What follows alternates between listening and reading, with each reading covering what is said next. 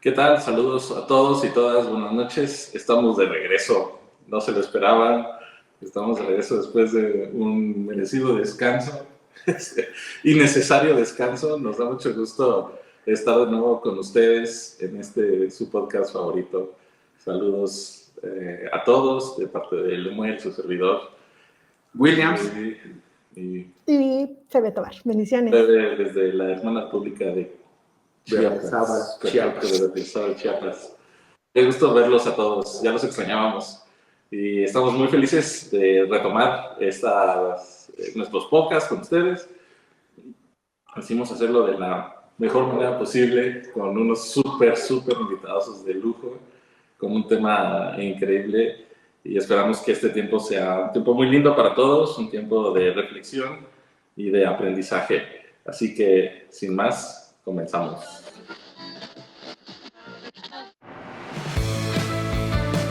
Te damos la bienvenida a El Sermón del Podcast, donde todos tienen un lugar. Así que toma un lugar con nosotros. Mientras conversamos sobre lo que Dios está haciendo en el mundo y cómo nos invita a participar en su obra. Comenzamos.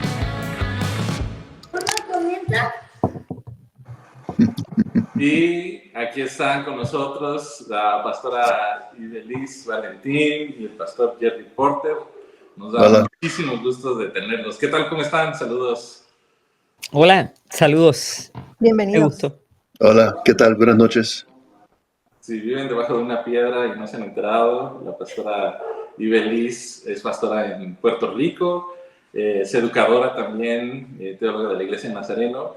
Y si viven debajo de una piedra y no se han enterado, el pastor Jeff Porter es superintendente emérito, misionero creo que en la mitad del mundo y creo que hasta en la luna. Y nos da mucho gusto que estén con nosotros. Gracias. En este día tan especial para nosotros. Gracias por acompañarnos. Como dijo Lemuel hace un rato, tuvimos que tomar un merecido descanso. Ya no podíamos salir ni a comprar tortillas porque luego ya nos pedían autógrafos, así que tuvimos que descansar un poco de esta fama que nos estaba volando la cabeza. Pero qué interesante y qué lindo es estar conversando y compartiendo este tiempo con todos ustedes, pero también con el doctor Jerry Porter, la doctora Ibeliz y Febe, que son los que están más a distancia. Pero qué lindo es poder tomar este tiempo y acercarnos tanto a través de estas redes sociodigitales y poder tener este conversatorio. Tenemos un evento el próximo año, el cual ya todos ustedes saben, es el evento del Congreso de Santidad. Y esta es una pincelada de lo que estaremos hablando. Será un tiempo, sin duda alguna, de bendición, pero también un tiempo de retos, un tiempo de renovar también nuestras mentes, nuestros corazones, y de cierta forma confrontarnos con la actualidad en la que estamos viviendo. Y algo importante, ¿no? Somos una iglesia de santidad. Y ahí hay un tema que a veces ya no hemos predicado con tanta fuerza desde los púlpitos. Y más allá de predicarlo, a veces también nos olvidamos de vivirlo. Y parte de lo que hemos estado platicando, vamos a estar platicando un poco hoy, precisamente es eso, ¿verdad? Así es. Pues, ¿qué les parece si empezamos, Pastor Ibeliz, Pastor Jerry, y nos ayudan a definir qué es la santidad, o cómo podemos entender la santidad?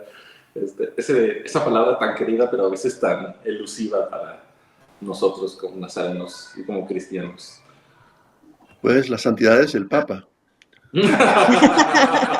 Santidad. Es muy fácil. Y ahora es gringo. Pero ¿cuál de todos?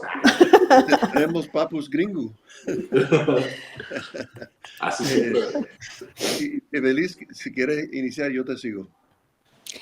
Bueno, la realidad que me encantaría escucharlo a usted primero, pero sí, a mí me encanta a veces comenzar por lo que las cosas no son. Yo creo que con esto de la santidad hemos tenido mucha confusión, más que por lo que es pensando realmente en confundirlo con lo que no es. Y a veces cuando hablamos de santidad la gente piensa que es ausencia de pecado, que es que no vuelvo a pecar, que es cómo es posible, cómo vamos a vivir una vida de santidad, si el pecado está ontológicamente tan impregnado en nuestra realidad, en nuestra vida, en nuestra humanidad. También se convierte o se ha convertido lastimosamente en legalismo, en obras, en qué no hacer, no puedo hacer esto, no puedo hacer aquello, no puedo hacer aquella otra cosa. Cuando realmente cuando hablamos de santidad, hablamos de pureza de intenciones, hablamos, hablamos de amor santo, hablamos de el amor de Dios instalado en nuestro corazón, hablamos de desde donde, de nuestras obras, no para alcanzar la santidad ni para alcanzar el favor de Dios, sino como el resultado precisamente de ese amor y de ese favor de Dios, de esa gracia de Dios. Así que yo creo que por ahí lo dejo y usted continúa. Bueno, gracias, Ibeliz. Y sí, es muy fácil ver por la historia de las iglesias que están en esta rama, las iglesias de santidad, se distinguen en que ellos no estaban dispuestos a decir que somos esclavos al pecado y tenemos que pecar todos los días en palabra y hecho. Pero el otro extremo, entonces, son las predicaciones que se han dado para llenar el altar de más personas que estén buscando la santidad. Han predicado una santidad que es inalcanzable. El mismo Juan Wesley escribió Profesión Cristiana y luego tuvo que menguar un poco su punto de vista con el sermón Pecado en el Creyente. Entonces es importante tratar de definir en una forma que sea bíblica y a la vez sea real. No algo en los cielos, imaginario, imposible. Y más los jóvenes hoy en día no tienen una doctrina ni enseñanza inalcanzable. ¿Para qué? Ellos quieren vivir una vida de santidad. ¿Qué sería? Lo más sencillo para mí ha sido, en inglés diríamos, holiness is Christ likeness. Christ likeness is holiness. Es decir, la santidad es ser semejante a Cristo. Ser semejante a Cristo es santidad. La definición más sencilla. Y toda la vida estamos creciendo en la gracia de Dios para llegar a ser más y más semejantes a Cristo. Otra definición muy sencilla que yo he usado en mi vida es que la santidad es amar a Dios de todo corazón, mente y esfuerzo, y amar al prójimo. Que el amor perfecto que fluye en nosotros. Para mí la definición de la santidad es cuando ya cede la rebelión y yo me estoy alineando, me estoy rindiendo a Dios, a su amor, a su gracia. No sé, Febe, ¿puedes por favor corregir a Ibelice y Jerry, por favor? Justo leí un material donde el autor, igual que hace la propuesta la pastora Ibeliz, arranca esa perspectiva, ¿verdad? Tratar de descartar aquello en lo que desafortunadamente nos hemos enganchado mucho, que es en el hacer, aquellas cosas que a través del hacer pudiéramos definirnos como santos o no, que estamos viviendo en santidad o no. Y él concluye o va cerrando y dice, me voy a arriesgar en esta postura a tratar de definir, y justo dice, es el hábito de ser de un mismo sentir con Dios, rechazando todo el pecado conocido, guardando los mandamientos, lo último que usted decía, ¿no? Amar a Dios de tal manera que mis acciones sean consecuencia de ese amor y que obviamente se va a reflejar en mi relación interpersonal con otros. Entonces creo que ayuda mucho cuando hacemos esa diferencia, ¿no? No es que lo que hagamos quede fuera de, pero no parte de ahí. Es lo que somos en esa relación con el Señor, y entonces nuestras acciones van a derivar, ¿no? Y quizá nuestros cuestionamientos ya sean más profundos que si ir al cine o no es parte de la santidad, ¿no? Como mencionaba en algún momento Lemuel. Bueno, la pastora Febe hablaba sobre ir al cine o no, porque comentaba fuera de cámaras que hace varios años, cuando todavía era joven o era más joven, llegó un pastor nuevo a la iglesia y creo que a la primera o la segunda semana los jóvenes organizamos una salida al cine y el pastor venía de pues de una educación o de una formación muy conservadora, donde ir al cine se le había enseñado que era algo que va en contra de la santidad de Dios, ¿no? Que era pecado. Y ahora que lo pienso, creo que el pastor hizo una cosa sumamente amorosa con nosotros los jóvenes, ¿no? Poner, a lo mejor suspender un poco su juicio y acceder a acompañarnos. Y aun cuando le resulta algo chocante, ¿no? Creo que es una muestra de amor por el prójimo. Pero eso me hace pensar a mí que a veces nos cuesta trabajo precisamente definir la santidad. Y ahí fue cuando, saliendo del cine, asaltaron al pastor y entonces fue porque lo castigó después al cine, ¿no? Sí, esa es la otra parte de la historia. Esa es algo que no les gusta contar, pero vean. Adelante. Bueno, eso no pasa, pero mucha gente piensa que por hacer ciertas cosas Dios nos va a castigar, ¿no? Y entonces a veces se vuelve muy difícil definir la santidad por lo que hacemos, ¿no? La pastora Ibeliz decía que la santidad es la pureza de intención, pero a veces la intención se demuestra con acciones, y entonces, ¿qué acciones son las que demuestran una pureza correcta, ¿no? No sé si ustedes tienen alguna experiencia o han sabido de alguna ocasión o de alguno de esos conflictos éticos de la santidad en las que uno dice, bueno, hacer esto es pecado o no es pecado, va en contra de la santidad o no va en contra de la santidad, como ir al cine. Y quisiera sumar un poquito ahí. Se oye muy bien, muy lindo en el papel cuando lo escribimos y cuando hablamos de estar apartados, de todo el contexto, de los autores que comparten una definición de santidad y profundizan y van tal vez a la raíz de la palabra. Y vamos y vemos que romantizamos esa parte de ser santos porque Dios es santo y sin santidad nadie verá al Señor. Y parece que es como muy simple y definimos y parece que esa definición ya va como con una línea recta, ¿no? Pero la realidad es que en la cotidianidad de nuestro día a día, decía la pastora Ibeliz, a veces las actitudes, a veces la perfección o lo que consideramos perfección, nos tiene como entre la santidad y la ni siquiera regeneración de nuestros corazones, ¿no? Ni siquiera pareciera que estamos todavía en el lado pecaminoso de nuestra vida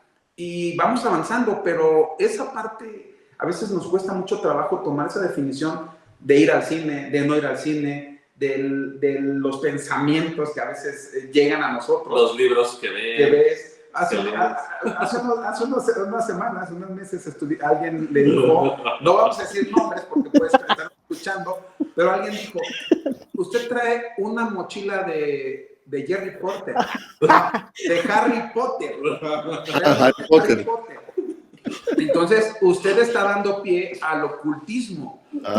Porque Harry Potter, pues obviamente habla de la magia, habla del oscurantismo, no sé, de abracadabra, ¿no? No, esa no es la de ella. Pero desde ahí, ¿no? O sea, ¿cómo definimos a veces? Bueno, el punto, en el papel se oye romántico y se oye muy lindo de busquemos la santidad porque solo siendo santos veremos. Pero ya cuando estamos en nuestro día a día, esas cositas, nosotros de repente decimos, él lo tiene esa mochila, no usted no es santo. Señor. Cuando entré una vez a Nicaragua, la señorita que estaba ahí en migración vio mi pasaporte y a toda voz dijo a todas las demás personas trabajando, aquí tengo a Harry Potter. Sí, yo sí tengo en la mochila. Sí creo que parte del dilema para los jóvenes, yo diría para todos, qué debo hacer y qué no debo hacer. Y obviamente, pues un extremo es eliminemos todas las reglas. No hay nada de tabaco, nada de drogas, uso de drogas inadecuadas, nada de sexo fuera del matrimonio, nada. Cada cual sencillamente haga lo que siente hacer y ahí nos entendemos. Yo tuve el privilegio de viajar con Stanley Jones, que fue un misionero metodista en la India. Él tenía 87 años y yo estaba en mi estudio de posgrado y yo fui su acompañante y lo subía al avión correcto y cargaba sus valijas, escribía sus cartas. Pero él era un gran, era presbítero metodista de la Iglesia Metodista Unida y tenía un ministerio muy amplio. Y una vez le pregunté, ¿cuál es la debilidad mayor de la Iglesia del Nazareno? Siendo él un hombre muy conocido de la Iglesia wesleyana, todo el movimiento wesleyano. Y él me dijo, bueno, probablemente el peligro es el legalismo. Que los nazarenos se creen que son cristianos y santos porque no fuman, porque no usan tabaco ni toman bebidas alcohólicas y van a las grandes fiestas. Ellos creen que por su conducta son salvos. Y él dice, hay que recordarles siempre que son salvos por la gracia, no por obras, para que nadie se lo ríe. Yo dije, sí, yo le dije, sí, yo he visto cierto legalismo en la iglesia, es el peligro. Entonces, ¿qué debemos hacer? Le pregunté, ¿me hago metodista? Él dijo, no, Dios libre, no vengas a mi denominación porque estamos en crisis, no hay ninguna pautas. Él dijo, es lícito que hombres y mujeres con la Biblia abierta miren a su cultura y establezcan pautas para una vida santa. Él dijo, eso es muy lícito. Establecer pautas para una vida santa, viendo mi cultura, mi generación. Pero dijo, recuerda que esas pautas van a cambiar de generación en generación y de cultura en cultura. Es decir, esas pautas para una vida santa no son igual en Puerto Rico que en Dominicana, o en Guatemala, o en la China, o en Marruecos. Las pautas para una vida santa. Y por eso el manual tiene cierto código de la vida de conducta cristiana, pero ese código se puede cambiar con un voto mayoritario de cualquier asamblea general. Con un voto mayoritario pueden cambiar cualquier asunto ahí del tabaco, del licor, todo eso. Un voto mayoritario de la delegación de todo el mundo. Pero los artículos de fe, esos no son tan fáciles para cambiar. Requieren 2/3 partes de la asamblea y luego 2/3 partes de todas las asambleas de distrito en todo el mundo, porque hay ciertas cosas que creemos que son muy esenciales, valores esenciales de la iglesia, artículos de fe. Y para cambiarlos, sí se pueden cambiar, pero es un proceso de mucho estudio, teólogos y pastores y líderes que estén dialogando y 4 años después que se regrese. Pero en cuanto al tabaco, al licor, al baile folclórico o lo que sea, esos cambios se hacen muchísimo más fácil porque hay que reconocer que las normas, las pautas de mis abuelos no son las mismas que las mías, totalmente distintas. Y no hay que tener miedo ni atemorizarse de ser. Volvamos a la Biblia y volvamos a ver la cultura y establezcamos cuáles son las pautas de una vida santa en esta cultura hoy. Bueno, pues antes de que me pregunten, pues voy a agarrar el tema por el elemento de la transformación de nuestro interior, de la transformación de nuestras intenciones, de nuestro corazón. Y voy a usar un ejemplo bien sencillo que yo doy con cierta frecuencia y es en nuestros países de Latinoamérica sobre todo hay muchas personas que cuando estamos conduciendo y nos detenemos en una luz, de tránsito nos piden que le demos una limosna, que le demos algo de comer. Entonces, nosotros podemos dar de comer y podemos dar una limosna a una persona que nos pide probablemente de dos maneras, muy sencillas. Lo hago porque no quiero lucir mal delante de la gente que está a mi alrededor, lo hago porque me siento comprometida a hacerlo, o lo hago porque mi corazón tiene una intención de agradar a Dios y de cumplir con el llamado a la santidad social, ¿verdad? A que lo que yo hago tenga unas repercusiones y lo que yo pienso y cómo Dios ha transformado mi vida tenga unas repercusiones en el otro y la otra, en la sociedad, ¿no? Y entonces, por fuera, puedo parecer una persona muy virtuosa y muy piadosa si le doy a todo el que tiene necesidad, pero ¿qué está pasando por mi corazón? ¿Cuál es la molestia que hay? Ay, no, que salgo a la calle y todo el mundo me pide. Ay, no, que mira a esta persona que está ebria. Ay, no, pero que mi... Entonces, eso puede estar pasando por mi mente y mi corazón. Y ahí es donde hablamos de cómo las intenciones del corazón son las que determinan realmente Amén. si nuestras acciones son pecado o no son pecado. Si nuestras acciones son pecaminosas o si nuestras acciones son nobles, ¿verdad? Y es que es muy fácil, humanamente necesitamos actos concretos y externos. Todo lo que es en el abstracto se nos hace muy difícil entenderlo. Por eso es que la gente nos pregunta, pero ¿cómo lo hago? ¿Pero qué hago? ¿Pero qué no hago? Por eso es que están los mandamientos, los 10 mandamientos, por eso es que está la ley, porque en una etapa un poco más primitiva de la relación con Dios, como también una etapa más infantil, más elemental en el desarrollo humano, nosotros necesitamos a un niño, necesitamos decirle, no lo hagas. Pero el niño no va a entender necesariamente las razones por qué no lo debe hacer, ¿verdad? Toma tiempo, toma madurez neurológica, toma crecimiento y asimismo es la fe. James Fowler hablaba de cómo parear las etapas de la fe con las etapas del desarrollo humano precisamente por eso, ¿verdad? Porque una fe madura, una fe adulta, no necesita que le digan sí o no. La pureza de las intenciones de su corazón por la relación que ha establecido de intimidad con Dios nos dice ya y nos mueve y nos dice que ¿qué no está bien? ¿Qué me hace sentir incómodo con mi relación de intimidad con Dios?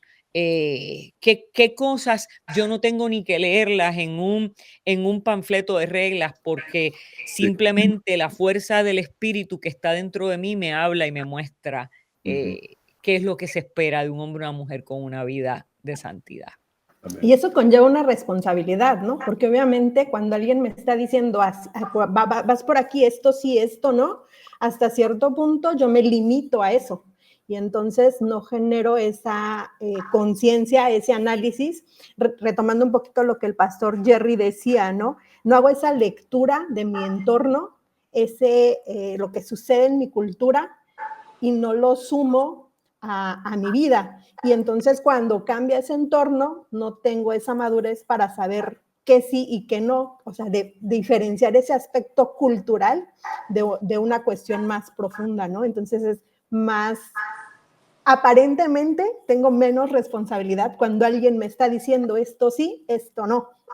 Pero llega un momento en donde sí o sí eso me va a confrontar, ¿no? Donde no va a haber quien me dirija y entonces yo voy a tener que tomar esas decisiones y saber cómo actuar. Este mismo autor que consultaba hablaba de esa mentalidad espiritual que no nos lleva, justo lo conecto ahora con la aportación de la pastora, en ese sentido de...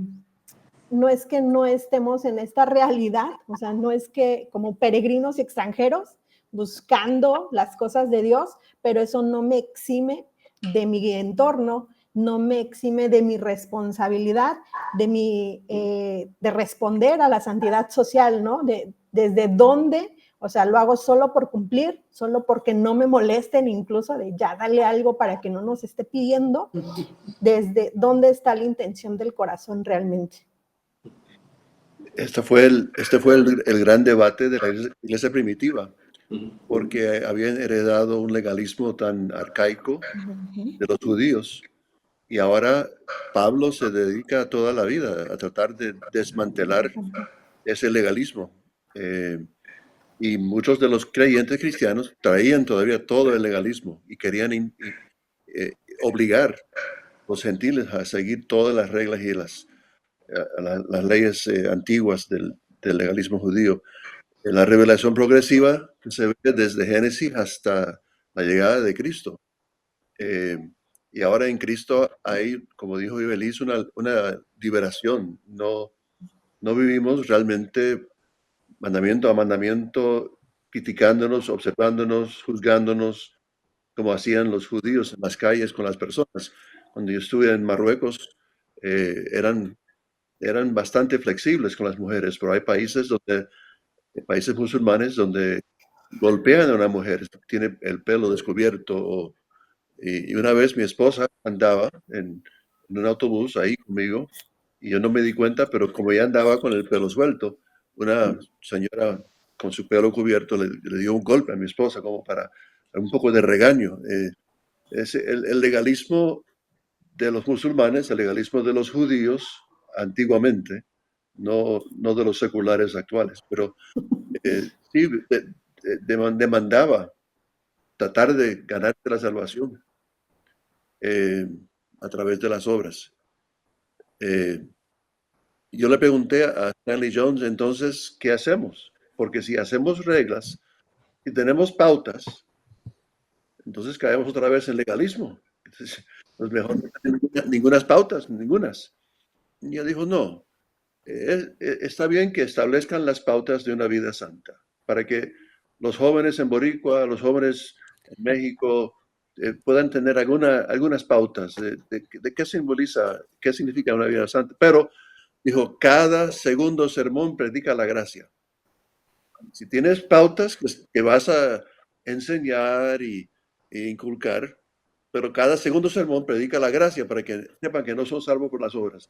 Hay que repetir y repetir y con fuerza volver a rebatizar. Es el balance, es el término medio. Un extremo es ninguna reglas, cada cual haga lo que crea. Es el peligro de que yo tengo mi conciencia y hago lo que a mí me da la gana.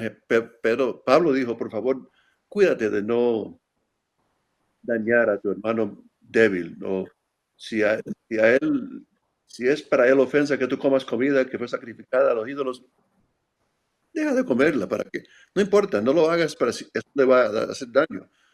Entonces es más que yo solito con Cristo y mi Espíritu Santo me va a decir lo que yo voy a hacer. A mí no me importa un bledo lo que los demás piensan y creen. Yo soy parte de una comunidad y mi doctrina y mi vida y mi santidad tiene que vivirse en comunidad. Y entonces tengo que rendir cuenta, no solo a Dios, pero a mi familia cristiana. Y esa parte mientras pensamos, y hay por ahí algunos comentarios también que salen, y yo noto un poco de un problema que tenemos a veces con esa tensión que se debe vivir con la cultura. Esa es constante.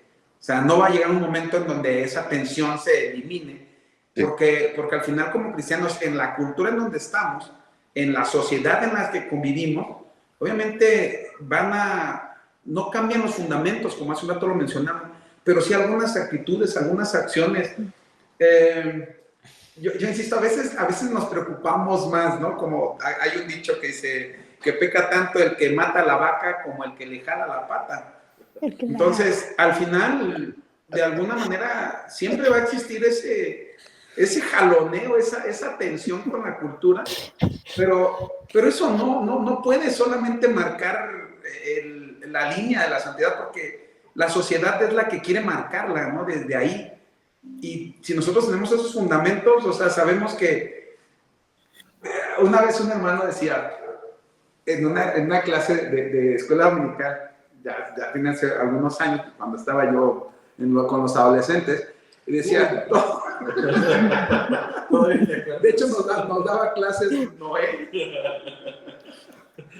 Y él decía, no pueden ir al cine, porque a ver, ¿cómo está el cine? No, pues oscuro. ¿Quién es el dueño de la oscuridad? ¿Verdad? En la oscuridad, ¿quién reina? Entonces duerme con las luces encendidas, entonces. Pues vamos con la luz encendida. No. O sea, pero esos eran los principios principios y crecimos con eso.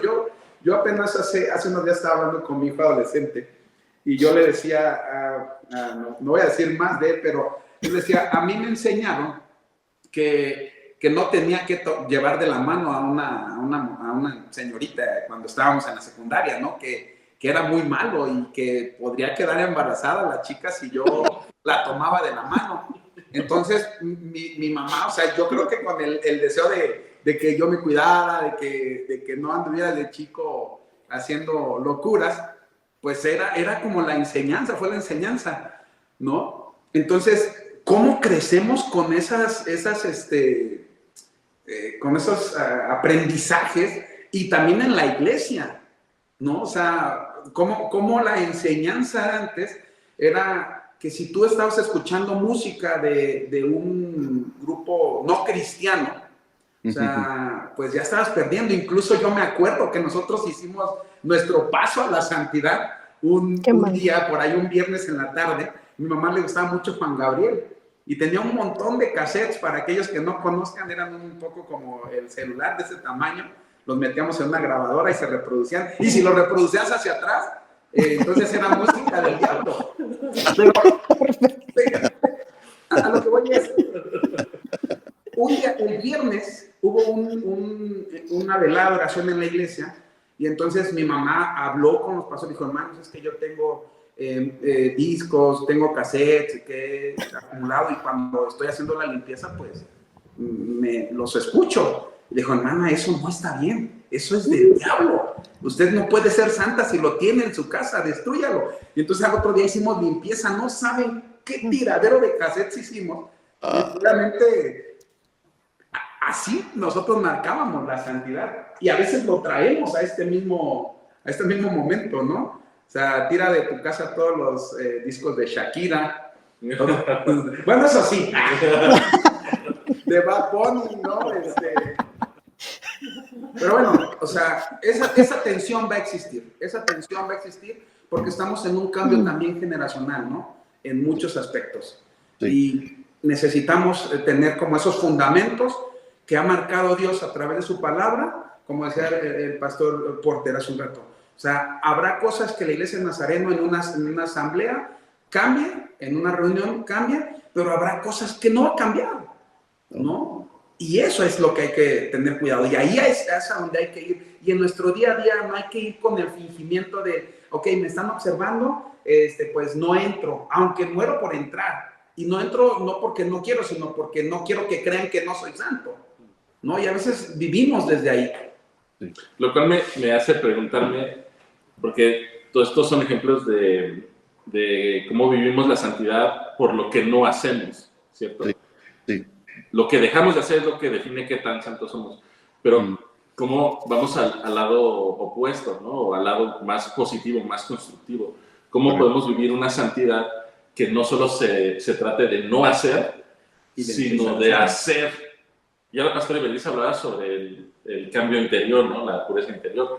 Pero ¿cómo podemos construir esa santidad en el sentido positivo? No solo en el no hacer o en el apartarnos de, sino en el ahora, ¿qué hacemos para vivir la santidad o para expresar la santidad? Y perdón, ya hablé mucho, pero ahí entra como esa parte del joven rico. No prometas que no vas a decir más, porque no vas a cumplir. Eso no es santidad. Qué buen ejemplo, Will, gracias. Mentirosos no entran. Mentirosos no entran. Cierro mi participación en esta noche con eso. El joven rico sabía lo que no tenía que hacer. Es cierto. Pero cuando le dijeron, haz esto, no tuvo la fuerza, no tuvo el corazón, no lo pudo hacer. Y a veces la iglesia vive así. No hagas, pero lo que sí debes hacer, no tenemos la fuerza, no tenemos la energía, no sabemos cómo sumergirnos en el mundo, en la actualidad, en la sociedad, ¿no? Yo quisiera que Ibelice nos dé un poco de enseñanza del impacto de la santidad en la vida ante los problemas sociales, económicos, políticos en los cuales vivimos. Ella hizo referencia a alguien que está en el carro mendigando, pero La santidad pura, dice Santiago, no es solo que no hagamos el mal, pero las viudas, los huérfanos, es decir, ¿cuáles son las implicaciones de la santidad? ¿Qué debemos estar haciendo? A mí inmediatamente que usted empezó a hablar al comienzo, que habló de que usted define la santidad como imitación de Cristo, me acordé que los que estudian mucho la vida de Wesley hacen un enganche, un amarre con Tomás de Kempis y ese libro Imitación de Cristo, que influyó muchísimo en la vida de Wesley y en su desarrollo de la doctrina de santidad. Sí. Entonces, yo creo que si nosotros conociéramos mejor precisamente el motor de actuar de Cristo, podríamos imitarlo mejor. Es Y cierto. en esa imitación nos vamos a dar cuenta de que la vida y los hechos de Jesús, todos son un vaciamiento de amor de Dios hacia la humanidad. Por lo tanto, si nosotros no aprendemos a amar como para vaciarnos constantemente de amor hacia la humanidad, pues estamos entonces haciendo exactamente lo contrario. Estamos buscando el beneficio de una relación con Dios para mí.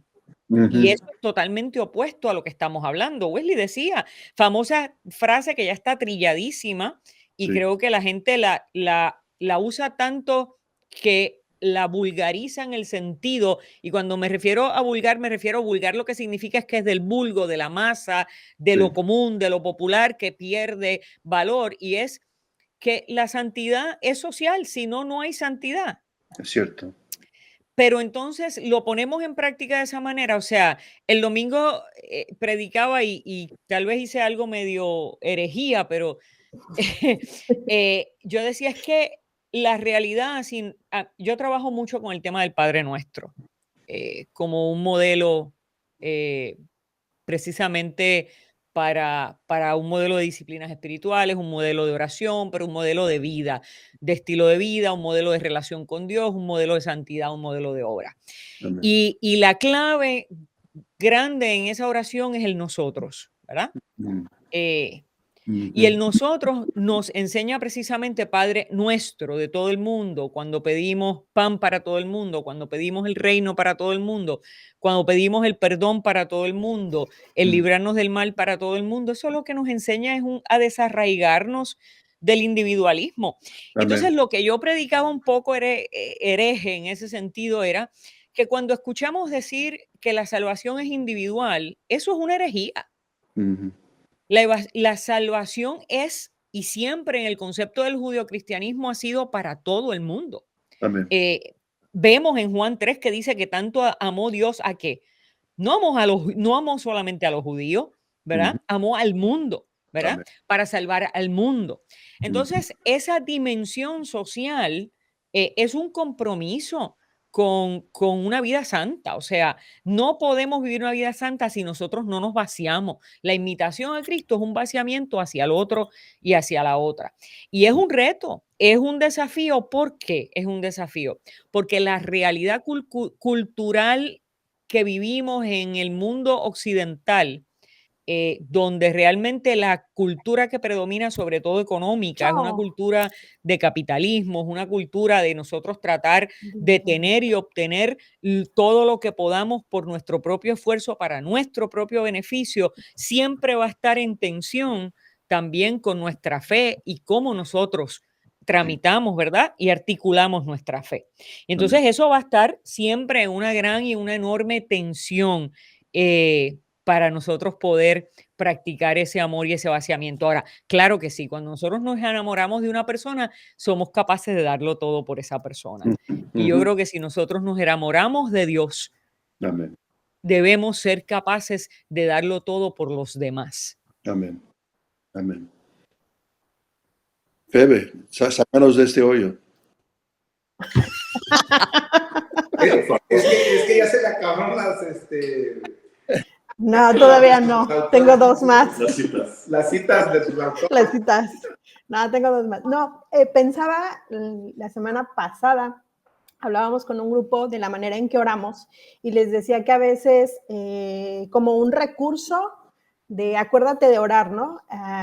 Por ejemplo, en la JNI, este año dijimos a las 4:12 vamos a estar orando por la JNI, ¿no? Y la referencia es ahí Timoteo 4:12, ¿no? Que nos habla de que nadie tenga en poco tu juventud, etcétera, el texto lema de la JNI. Y les mencionaba como misioneros, también hay otros textos a los que se hace la alusión. Y yo no había escuchado hasta en una capacitación de evangelismo donde nos hacían la invitación a orar específicamente sobre el Padre Nuestro. Y específicamente ese verso donde dice, venga tu reino, hágase tu voluntad. Y el misionero que lo compartía apuntaba justo a lo que decía la pastora ahora, ¿no? El hecho de decir, no somos nosotros y ellos, ¿no? O sea, no somos nosotros los salvos, los santos, los que ya estamos bien y los que necesitan de Dios. Somos todos los que necesitamos de la gracia de Dios Amén. para vivir, para extender su reino. Entonces, me pareció muy interesante puntualizarlo, ¿no? Porque está ahí. Y muchas veces, creo que sin intención de ser herejes, pero muchas veces sí nos recargamos mucho en la parte individual, en nuestra relación con Dios, y entonces ya lo demás se va a dar, ¿no? O sea, lo metemos como en la añadidura, pero cuando a Jesús le preguntan esto, ¿cuál es el mandamiento principal? Él no lo mete como añadidura, ¿no? Está ahí, central, bien específico, bien claro, y en la consecuencia, la condición, el hacer de esa relación que tenemos. Me impactó mucho pensar en Juan Wesley, el gran avivamiento que él lanzó en Inglaterra y cómo Dios lo usó. Y él fue el primero que salió con Jorge Whitfield, salió a las calles a predicar con los mineros. Esos mineros no podían entrar a la iglesia por su mugre y pobreza. Sencillamente no los permitían entrar. Entonces la iglesia que existía con el mensaje estaba totalmente fuera del alcance de las masas. Y Wesley fue a las masas, pero cuando fue con corazón de amor, inmediatamente comenzó todo tipo de proyectos para los niños huérfanos, proyectos para las viudas, todo tipo de proyectos comenzó instantáneamente. Lo mismo hizo Brisby, predicando santidad, pero instantáneamente comenzó a hogar para mujeres que estaban con niños, madres solteras, es decir, comenzaron tantos proyectos. Más tarde la iglesia se santifica. Y solo predica ahora un mensaje de santidad, de que yo me voy a santificar y que ya no tendré, no es obligación pecar, gracias a Dios somos santificados. Y desaparecen tantos ministerios de aspecto de las implicaciones. Si Wesley escribió un libro, un panfleto realmente, que era sobre el pecado de la esclavitud humana, cuando en Inglaterra era un dineral que estaban creando, tomando esclavos de África, vendiéndolos en el Nuevo Mundo. Y él, sabiendo que estaba en contra de tanta gente tan poderosa, adinerada, gobiernos que conseguían mucho dinero a través de sus sistemas, pero él se puso en la línea y dijo, no, esto es una abominación. Hoy en día, pocos son los que están predicando en contra del abuso del emigrante indocumentado. ¿Y por qué? Porque es un gran problema. Los dominicanos que entran a Puerto Rico sin documentos, los haitianos que entran a Dominicana sin documentos, los puertorriqueños. Es decir, y cuando yo prediqué un mensaje sobre el amor de Dios por los inmigrantes a todos los frentes de distrito, algunos me dijeron, wow, Porter, ese mensaje está tremendo, predica en mi distrito.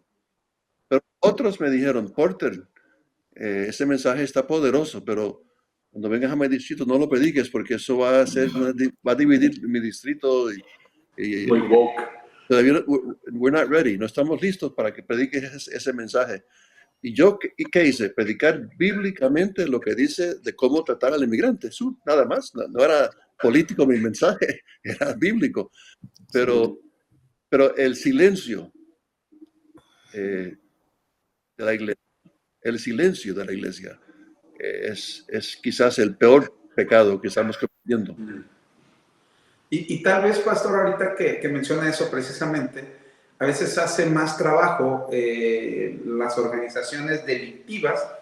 Sí. En ellos, está más ocupado en ellos, los trae hacia ellos que lo que hace la iglesia, ¿no? O sea, en ese entorno de que la iglesia a veces no se quiere meter en esos problemas porque, vaya, está más ocupada en ser santo y no contagiarse, no contaminarse, que a veces dejamos de hacer. Y hace un rato que mencionaba también eso del hacer y no hacer. Creo que a veces también como iglesia hemos dejado de hacer cosas por no parecernos a determinados grupos.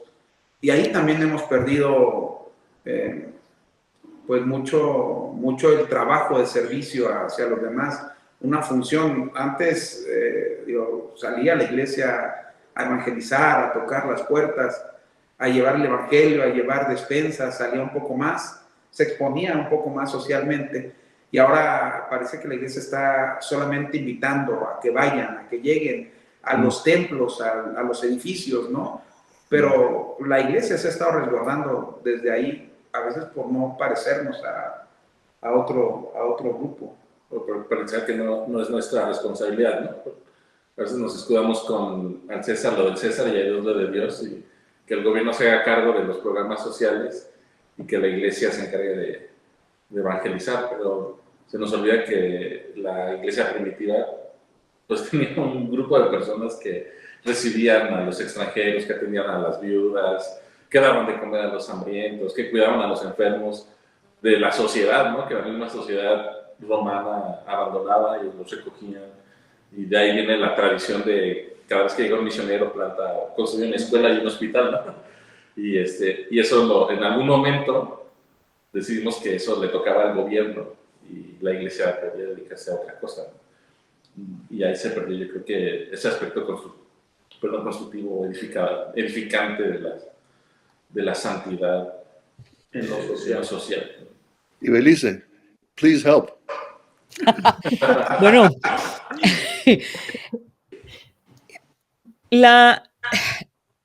volvemos a la palabra que usó Willy de la atención, ¿no? Sí. La iglesia, el cristiano, la cristiana, siempre tiene que tener distancia de la cultura como para poder denunciar, ciertamente, pero también tiene que tener una palabra de anuncio, de esperanza y de anuncio de transformación para la sociedad, ¿verdad? Ese anuncio transformador es el anuncio que habla de la santidad que vivimos. Y esa denuncia profética que han tenido todos los profetas a través de la historia del judeocristianismo, esa denuncia es la que nos permite con esa distancia tener los ojos de Dios para decir desde esa visión de Dios, no legalista, ¿no? Desde esa visión de Dios que puede determinar qué es malo, pero siempre con el ojo de la compasión divina, para acompañarlo de unas alternativas transformadoras. ¿Y quién es y qué es la alternativa transformadora? Es la gracia de Dios, Amén. ¿verdad? Y entonces en esa tensión con la cultura tenemos que estar claros de que siempre la iglesia tiene que tener cierta distancia, pero la iglesia también tiene que tener una mano activa porque tiene una responsabilidad transformadora hacia la sociedad. O sea, el evangelio es un poder transformador. Y si lo pensamos como de consumo propio, estamos verdaderamente haciéndole totalmente falso a la realidad de la vida y la imitación a Cristo, que es lo que básicamente el pastor Porter nos ha estado definiendo como una vida de santidad, la vida de imitación a Cristo, y es lo que Wesley también definía, como también Wesley de alguna manera definía la vida de santidad. Cuando fui rector en Costa Rica del Seminario Nazareno, durante la Revolución Nicaragüense, sandinista, había muchísimo interés en la teología de liberación y el otro seminario, el seminario latinoamericano, tenía muchísimo énfasis en la teología de liberación. O sea, algunos nazarenos sencillamente se encerraban. Eso es diabólico, eso no tiene nada que ver con la Biblia, eso es politizar el mensaje de Cristo. Pero lo que hicimos fue invitar a esos teólogos y profesores a nuestro seminario y íbamos también al de ellos y teníamos diálogos y discursos y ponencias y discusiones de todo esto. Pero ellos llegaban al punto de decir que el que no está dispuesto a tomar armas y viajar a Nicaragua a matar a Somoza no es cristiano. Punto. Entonces, ese fue el punto donde ellos terminaron. El que no está dispuesto a tomar armas para matar a un dictador, entonces no es cristiano. Pero el otro extremo, ir al culto de la JNI, a cantar unas alabanzas, dar una ofrendita y quizás una propina a algún pobre, pero no bregar con los problemas reales que la sociedad mexicana, puertorriqueña, centroamericana, norteamericana está viviendo. Y una cosa es hacer compasión, pero otra cosa es hacer confrontamiento social. ¿Por qué existen esa crisis? ¿Y cuál es la raíz de esos problemas? Y cuando uno va a las raíces, ahí es cuando crucifican a los curas y a los pastores que se atreven a ir a las raíces, porque mientras que tú no molestes el dinero y no molestes cómo ganan los prostíbulos su dinero, no problem. Predica todo lo que quieras en contra de la prostitución en tu iglesia, predica, no problem. Pero si te metes realmente de alguna forma a dañar el sistema económico diabólico que existe, de explotación, ahí sí, entonces todo cae y hay peligro de la mafia y todo tipo de peligro. ¿Dónde cae entonces el mensaje de santidad? Solo en la iglesia, el culto de la JNI, ahí hay santidad, pero ¿cómo voy a enfrentar esas esferas explotadoras, manipuladoras, tráfico de personas tan débiles y quién las defiende? Pastor, ahí es donde la voz profética de la iglesia y alguien en las redes sociales está mencionando a Richard Niebuhr en el libro de Evangelio del Cristo y la Cultura. No puedo entretenerme mucho mirando porque si no, no puedo hablar, pero fue un buen, Cierto. es una excelente mención porque en ese libro Richard Niebuhr lo que hace es decirnos de qué diferentes maneras la iglesia hace una lectura del evangelio con relación a cómo acercarse a la cultura. Si hace una lectura, por ejemplo, como los Amish y como los ortodoxos, que se separan totalmente de la cultura porque consideran todo en la cultura malo y entonces no hay un proceso de influir en la cultura. Seguimos como un inbreeding, dirían en inglés, creciendo hacia adentro. Sí. Y es los hijos de nuestros hijos siguen siendo cristianos y nuestros nietos y nuestros bisnietos y sin embargo no crecemos hacia afuera, ¿verdad? Sin embargo no impactamos la sociedad, pero hay otros modelos de Cristo y la cultura que son modelos ya transformadores. Claro, también está el peligro de los modelos asimiladores en los cuales justificamos todo lo que pasa en la cultura sin establecer fronteras, parámetros. Y yo creo que es importante que veamos el evangelio, los 4 evangelios se colocan en el centro básicamente de las profecías sobre Cristo y de luego los apóstoles haciendo teología sobre el Cristo, ¿no? Así que los evangelios son el centro fundamental para nosotros mirar y entender en la vida de Jesús ¿Dónde están nuestros principios fundamentales de denuncia, nuestros principios fundamentales de anuncio, nuestros principios fundamentales de vivencia de santidad en virtud de vivir tratando de imitar a Cristo? Y en esa imitación a Cristo, como dijo el pastor Porter, no hay forma, no hay manera de que un hombre y una mujer viviendo en santidad no esté involucrado con lo que pasa en la sociedad. Amén. Tiene que estar involucrado con lo que pasa en la sociedad, porque tiene que estar involucrado con un tema muy importante que Febe lo tocó por encima, pero el tema del reino de Dios. Ujú. Porque una vida de santidad es una vida que se involucra en el establecimiento del reino de Dios. Amén. No es una vida que se sienta a esperar que el reino llegue como si fuera una nave espacial, que va a llegar y se va a instalar en medio nuestro. El reino, decía Jesús, está donde él estaba. El Amén. reino está donde se vive, donde se proclama. El reino está donde los cojos andan, donde los ciegos ven, donde los mudos hablan, ¿verdad? El reino está donde se proclama la buena noticia. El reino está donde se proclama el año agradable de Jehová.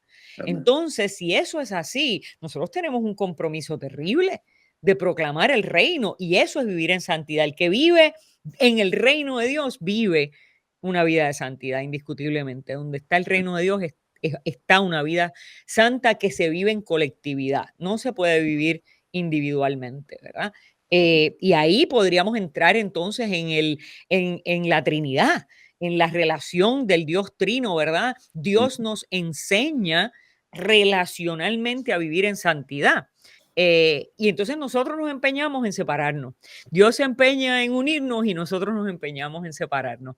No sé, ahora agárrenlo ustedes. Prometo no hablar más, como dijo Willy. No, ya seremos 2 cancelados en esta noche. Solo para cerrar el tema de la teología de la liberación, yo quedé convencido durante esos años de que los temas que estaba confrontando la teología de la liberación eran los temas correctos, temas reales, temas que tenían que ser confrontados. No siempre de acuerdo con todas las soluciones de la teología de liberación, pero ¿cómo es que la iglesia no estará a favor de liberación? ¿Cómo es que estaremos en contra de liberación?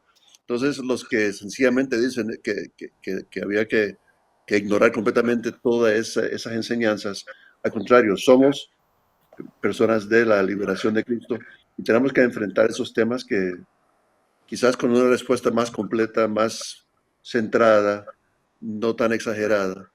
Mientras predicaban en el seminario, en otros seminarios de la teología de liberación, también había una gran cantidad de inmoralidad entre la facultad, muchísima fornicación entre ellos y todo estaba muy público, pero para ellos eso no importaba. Es decir, la salvación personal no tenía nada que ver, mi conducta nada que ver, sino había que luchar para establecer el reino de Dios a través de armas, matando a dictadores. Y tristemente, después de la revolución nicaragüense volvieron a haber más y más problemas y todavía están en crisis. Y si yo puedo fallar a mi promesa de no hablar más y abonar a lo que usted está diciendo. Es interesante porque la realidad es que, ¿verdad? El ser humano se polariza, es una tendencia bien humana, bien natural.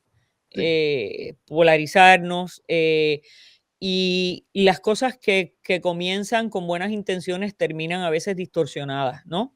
Si nosotros vamos a los primeros escritos de la teología de la liberación, como los del libro de ese mismo nombre, Teología de la Liberación de Gustavo Gutiérrez.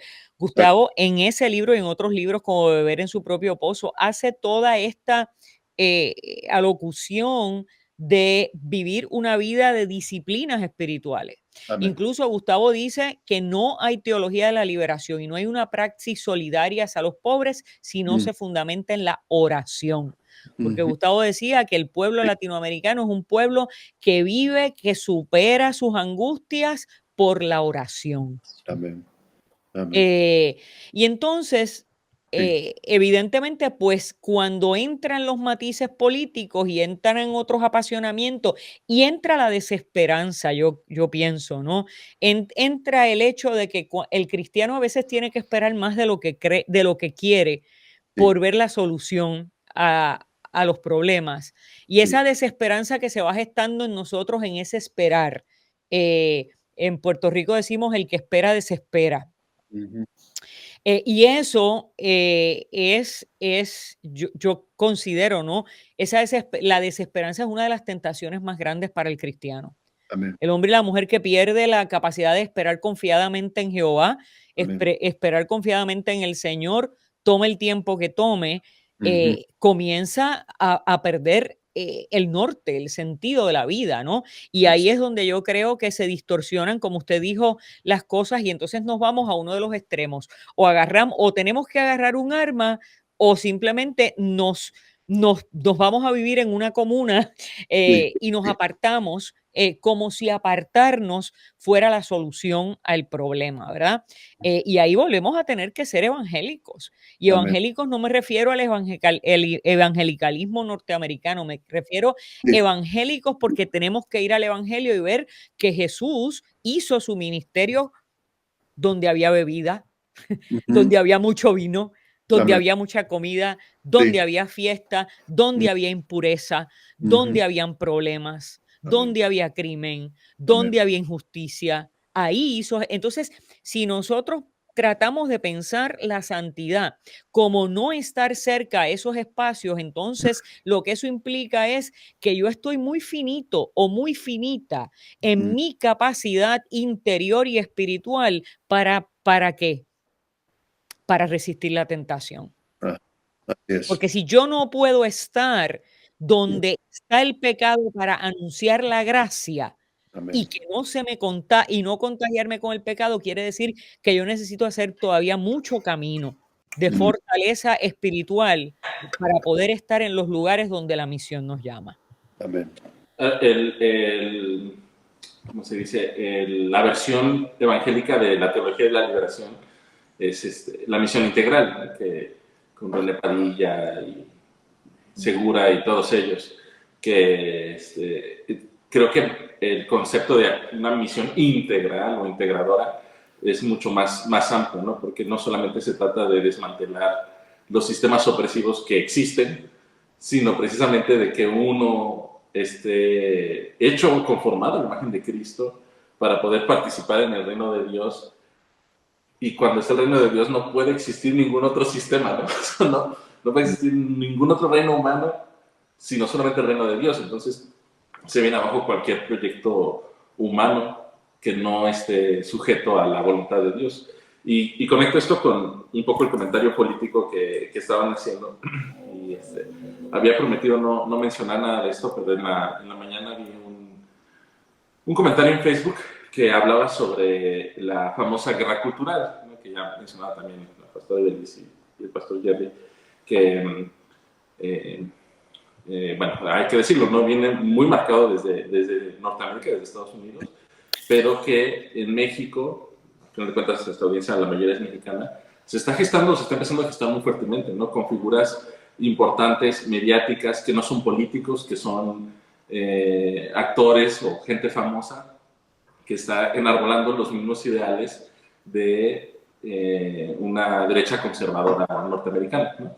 Y entonces, como cristianos, nos vemos en la tensión de decir, es que estamos de acuerdo con la familia, estamos de acuerdo con seguir a Dios, estamos en contra de todo lo que se oponga a la vida humana, todo lo que coarte la vida humana, pero no podemos decir, por lo tanto, ese es el camino que debemos seguir. Exacto. No podemos decir, tenemos que irnos de color rojo, o tenemos que irnos de color azul, el nuevo estandarte, o de color moreno, o de color de blanco y rojo, ¿no? No podemos decir eso. Tenemos que aprender a vivir en esa tensión, en decir, tú tienes buenas ideas, pero mira todo esto que acarrea tu sistema político. Y tú tienes buenas ideas, pero todo esto, tu sistema político está en contra de Dios. Entonces, tenemos que luchar con la tentación de decir, este candidato, como usa el nombre de Dios, como a que los congresos de pastores oren por él o por ella, entonces es cristiano, tenemos que apoyarlo. Tomamos este estandarte y entonces vamos todos ahí, ¿no? Y ese es la figura. Y tenemos que separarnos, como decía la pastora Evelis, tenemos que distanciarnos para poder decir, o para poder detectar dónde está el engaño, ¿no? Porque al final de cuentas, los reyes tenían sus profetas que siempre les daban la razón, ¿no? Y entonces llega un Isaías, llega un Jeremías, llega un Natán, y entonces tienen que profetizar en contra de los reyes y decirles que están mal. Y tenemos que asumir esa vocación profética como iglesia. Y ese riesgo. Y ese riesgo de decirle, ok, aunque uses el nombre de Dios, tu sistema no es la solución, ¿no? El otro sistema tampoco lo es. El sistema, si se le puede llamar un sistema que a nosotros nos debería regir, es el reino de Dios. Y como dice en Efesios, ¿no? Es el momento en el que se reúnan todas las cosas en Cristo. Y entonces se reconcilien todas las cosas que están arriba en el cielo y en la tierra en la cruz de Cristo. Y eso debería ser nuestra visión para nuestras sociedades, para nuestro mundo. Pero eso es difícil de construir, ¿no? Porque requiere un gran esfuerzo, primero individual, de buscar esa santidad personal en la que uno se alinea con la voluntad de Dios, en la que uno crece a la imagen de Cristo, y después como iglesia, en la que llegamos a la unidad de la fe, del estatura de Cristo, y que entonces podamos alcanzar a la sociedad, ¿no? que está afuera y realmente participar en la transformación que produce el reino de Dios en todos los lugares donde toca, ¿no? Pero si nosotros tenemos una teología que nos dice que la iglesia tiene que esconderse, refugiarse, esperando la hora en que se vaya, entonces no nos interesa lo de lo demás. No. Entonces, Febe, ¿cuál es el partido político más cristiano de México entonces?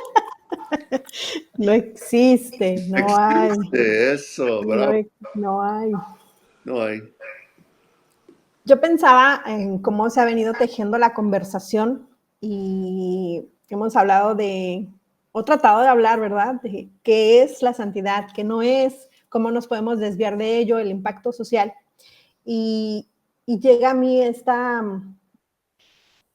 desde hace unos comentarios atrás, lo he estado pensando, ¿cuántas veces podemos ver o considerar la santidad como poder? Como cuando Jesús les dice a sus discípulos, recibiréis poder para predicar, para venir, para impactar el mundo, ¿no? Y creo que a veces olvidamos ese poder que nos ha sido dado, ¿no? O sea, que el Señor ha querido entregarnos precisamente para hacer esta parte. Y ahora que Lemuel decía, es difícil, es complicado, no sé si difiero ahí un poco en el sentido, pues entiendo la problemática del cómo hacerlo, de cómo tejerlo, de cómo guardar esa distancia, de cómo sobrellevar esa tensión. Pero si la santidad tiene el propósito de darnos ese poder para ser embajadores de Cristo, para extender su reino, entonces no tendría que ser tan complicado, ¿no? O tendríamos que tener más elementos para vivirlo realmente. Entonces, muchas veces decimos, al joven se le complica, ¿no? Y salvo excepciones, ¿verdad? Creo que en general como iglesia, aunque proclamamos santidad, y creo que ha habido esfuerzos reales por vivir en santidad, nos sigue faltando ese paso decisivo para todo lo que hemos estado comentando aquí, ¿no? Y que hablamos de esas propuestas que no son recientes, o sea, es algo que ya se ha proclamado, que ya se ha dicho, que ya se ha confrontado, pero aún seguimos resguardándonos en la parte de somos apartados, ¿no? De vivir, o sea, como a cierta conveniencia, que romper esos moldes, romper esos envases que hemos construido nosotros mismos para realmente manifestar el poder de Dios y que sea Él obrando en la sociedad donde estamos. Amén. Amén.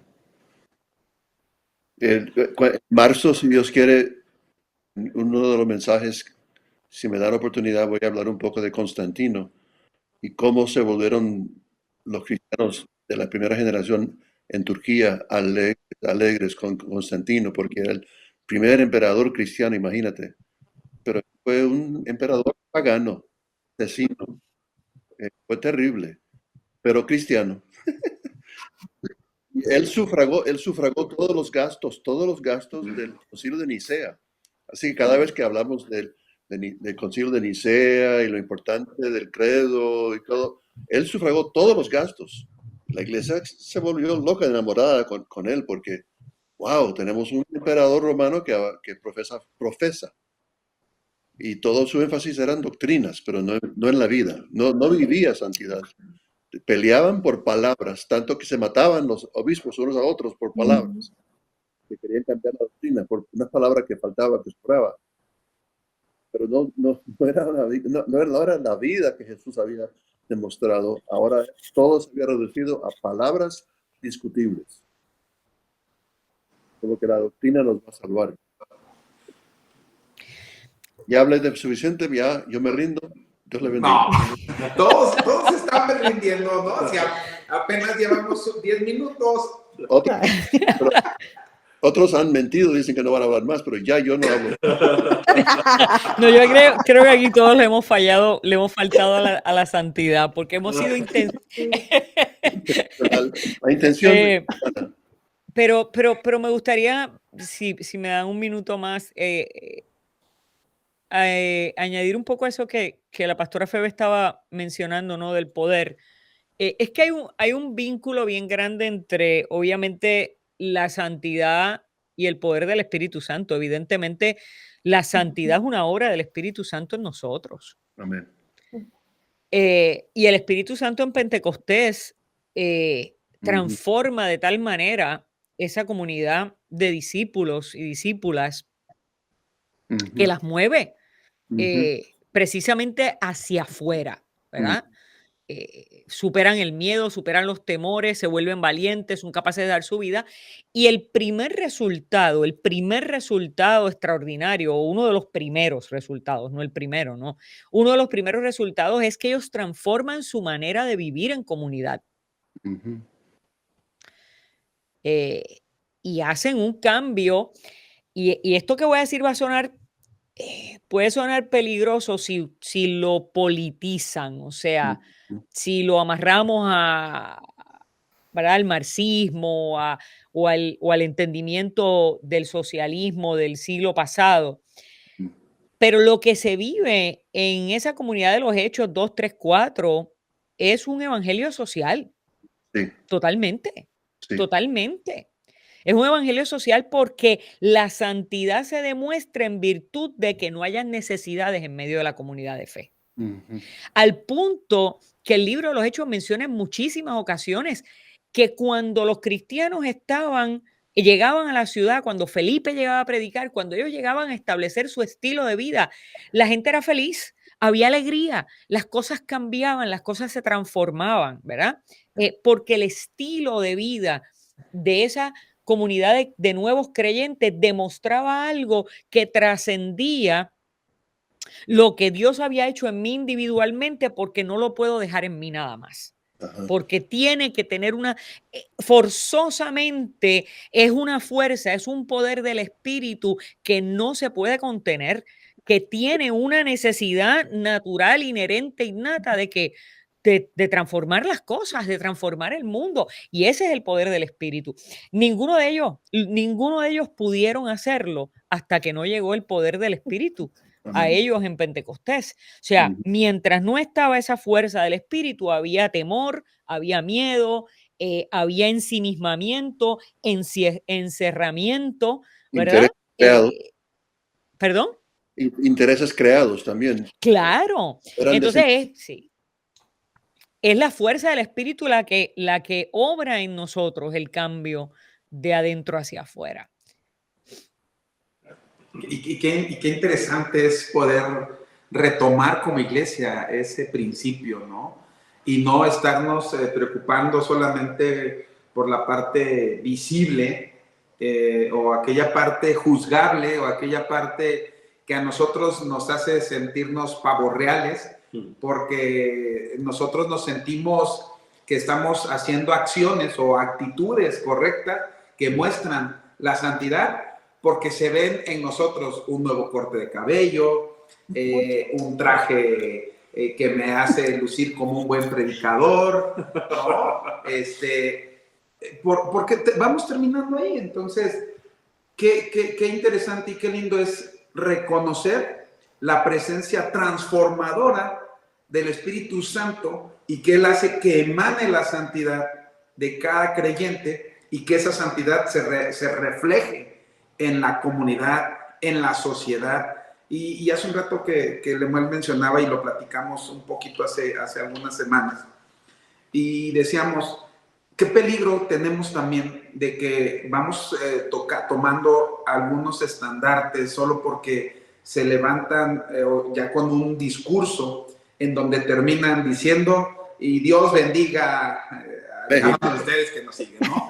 Entonces decimos, sí es cristiano, pero solamente es esa parte y no hay un cambio de profundo. Pero es que también tenemos que entender que el cambio tiene que venir en donde está ejerciendo el Espíritu Santo el poder y su reino se ha instalado. Si el reino de Dios se ha instalado, entonces de ahí tiene que emanar esa parte. Y quiero cerrar yo mi participación en esta parte. Ya quiero cerrar mi participación. Ya somos dos.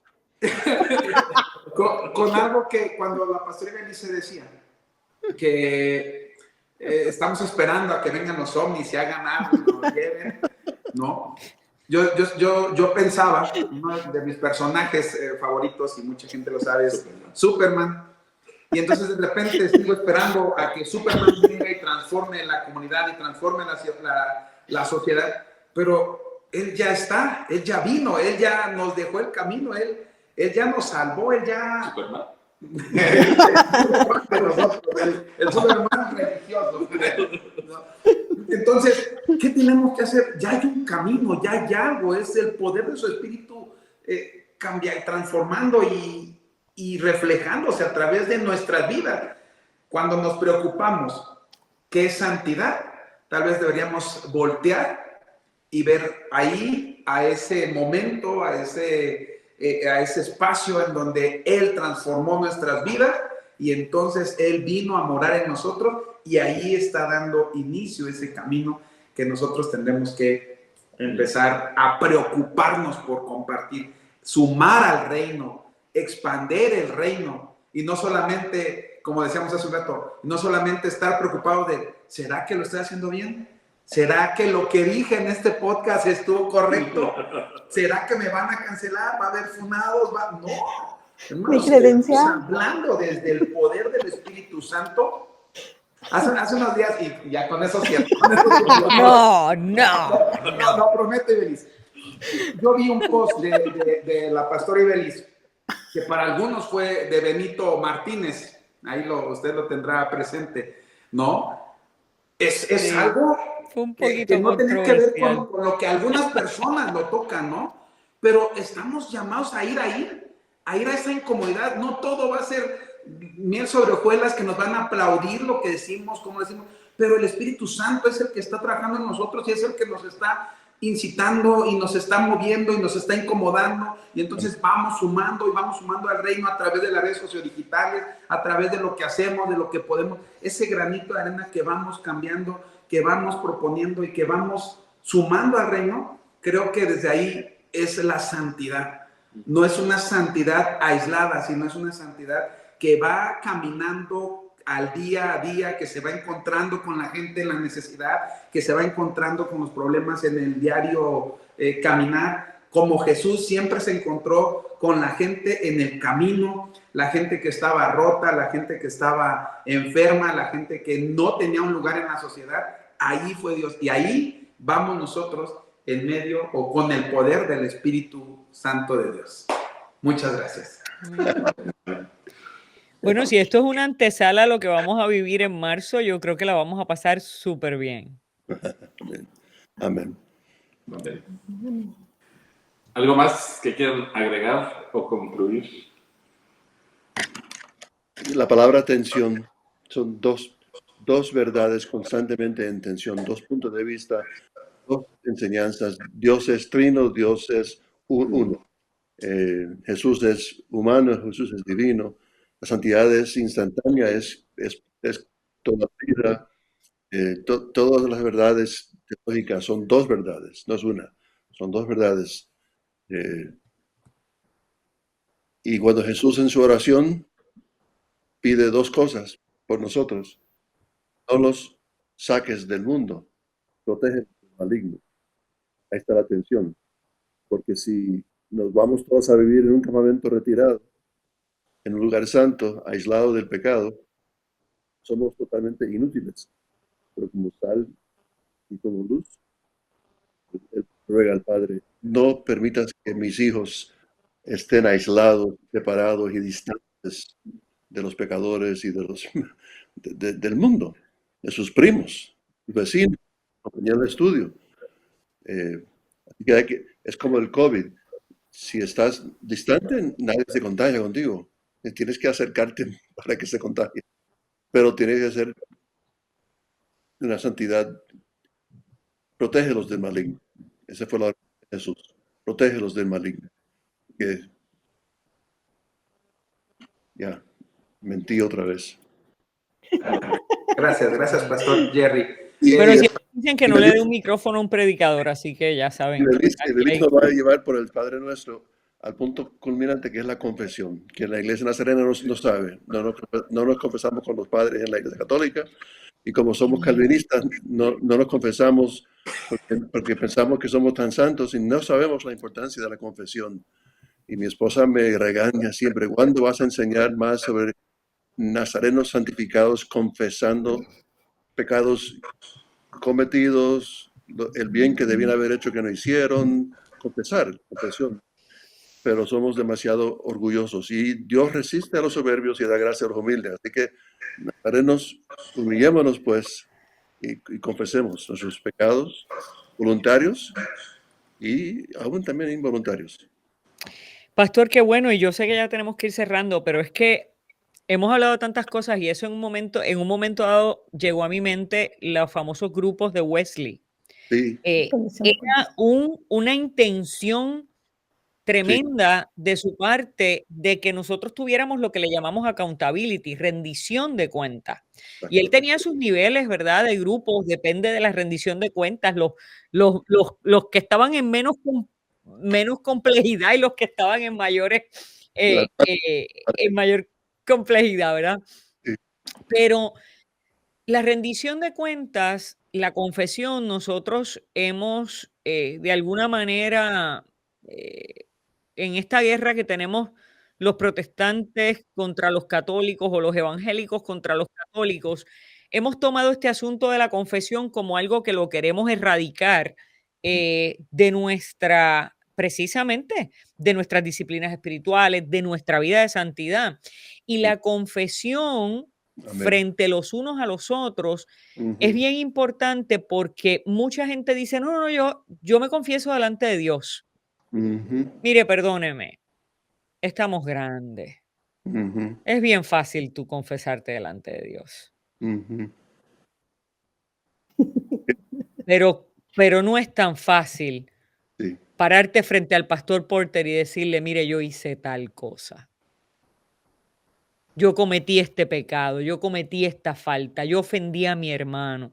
Ir donde mi hermano y decirle, mira, te fallé, te ofendí, estoy arrepentido. O sea, es esa rendición de cuentas los unos por los otros, ese proceso que es tan importante para nosotros sostener el crecimiento espiritual, mantenernos limpios y, ¿verdad? Caminar hacia poder llegar algún día a por la gracia salvadora, por la gracia de Dios, llegar sin mancha, ¿verdad? Por el esfuerzo de Cristo, ¿no? Por la vida de Cristo, pero poder llegar sin mancha requiere también de mí que yo rinda cuentas delante de los otros. De hecho, lo podemos poner todavía peor. En Mateo, después del Padre Nuestro, dice, los pecados que tú no le perdones a tu hermano, Dios no te va a perdonar si tú no le pecas. El Padre no te va a perdonar si tú no le perdonas los pecados a tu hermano. Cierto. Entonces, esa rendición de cuentas, pastor, como usted dice, está muy alejada de lo que fuera nuestra tradición wesleyana en sus inicios. Tristemente, Esos grupos han desaparecido. tristemente el mensaje wesleyano metodista que llegó a Estados Unidos perdieron la rendición de cuentas y en su lugar incluyeron culto de oración y enfatizaban mucho unos grandes cultos de oración, pero ya no había ese rendimiento donde qué pecados has cometido desde la semana pasada o qué hiciste que podría ser pecado. Es decir, eh, sí, es muy penoso y es triste que yo como una persona llena del Espíritu Santo no pueda ser humilde y confesar cuando sí he pecado y rendir cuentas confesando los pecados unos a otros, dice el hermano de Jesús, Santiago en su epístola, confesaos unos a otros.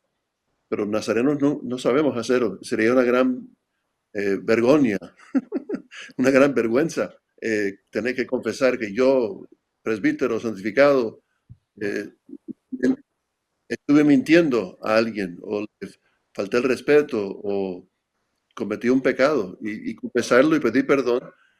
Y como dice Evelis, es fácil ir al altar y pedir perdón o en mi casa orar, pero la transformación real de mi vida se logra cuando soy quebrantado, vulnerable y honesto.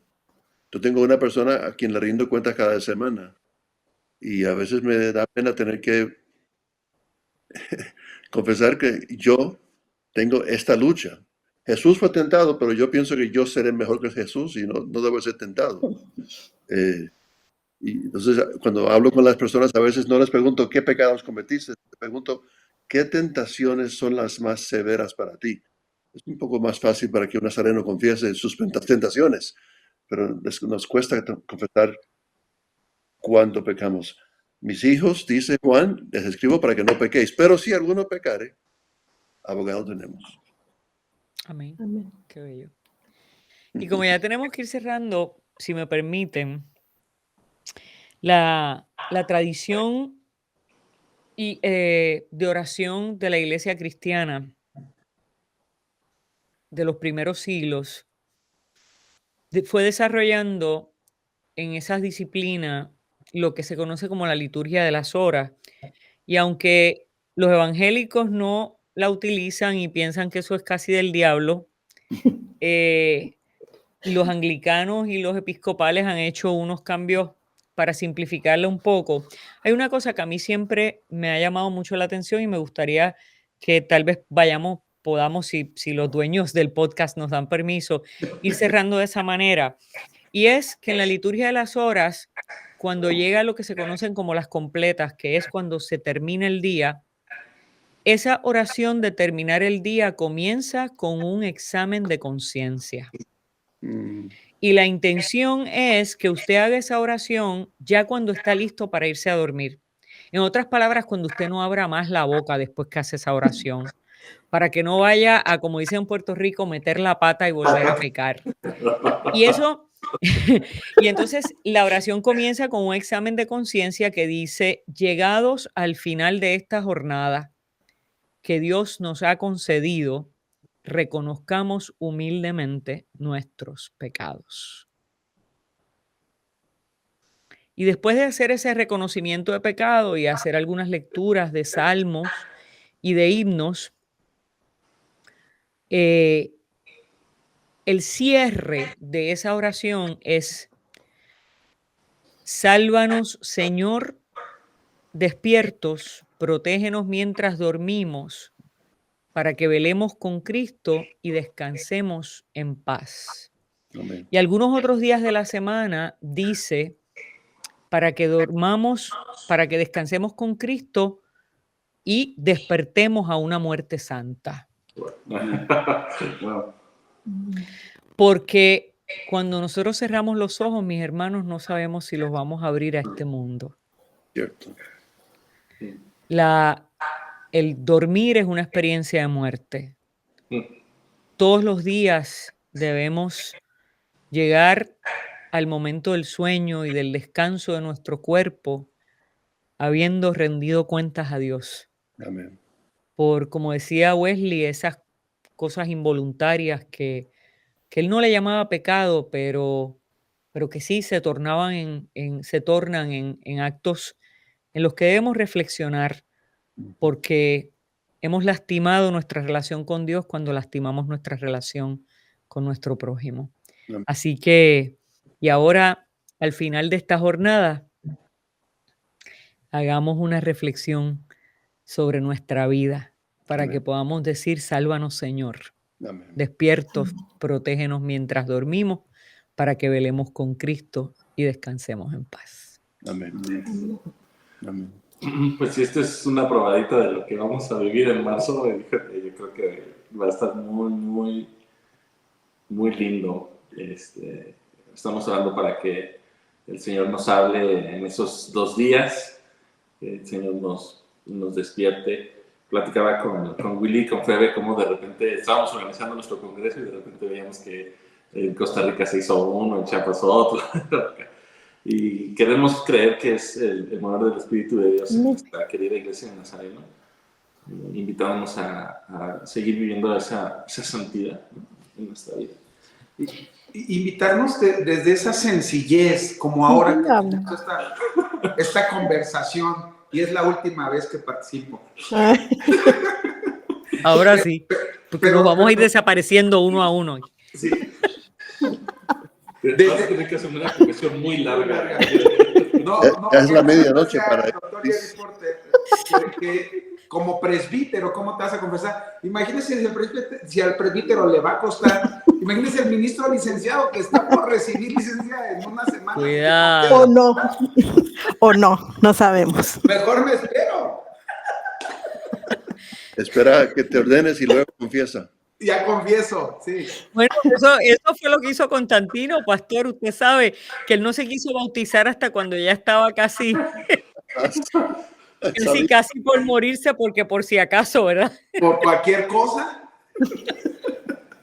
No, pero qué lindo, y desde ahí platicando, ¿no? O sea, desde esta sencillez, desde esta simpleza, pero con esta profundidad de experiencia, porque creo que hemos experimentado cada etapa, cada momento, y hemos reconocido ese despertar de nuestras conciencias, de nuestra vida, a decir, vamos en busca de esta expresión del reino desde nuestro día a día, ¿no? Por eso ahorita que decíamos, si eso se va a poner el 6 y 7 de marzo, no, hombre, ya yo estaba expectante, ahora estoy más expectante, y todos aquellos que nos están siguiendo, gracias hasta Costa Rica, Oaxaca, Texas, todos los hermanos que se han estado sumando, la Ciudad de México, Puebla, Nicaragua, Guatemala y Puerto Rico. Hermanos, muchas gracias por este tiempo, por sumarse con nosotros, por aprender con nosotros, por compartir con nosotros, a todos los que estuvieron activos en el chat.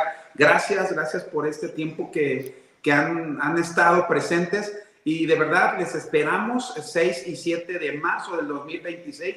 Estamos en la última etapa ahorita todavía de un descuento muy considerable, que es un 20% de descuento, y aparte apartan su lugar con el 50% de la inscripción, y el otro 50% tienen para pagarlo hasta el día 30 de enero.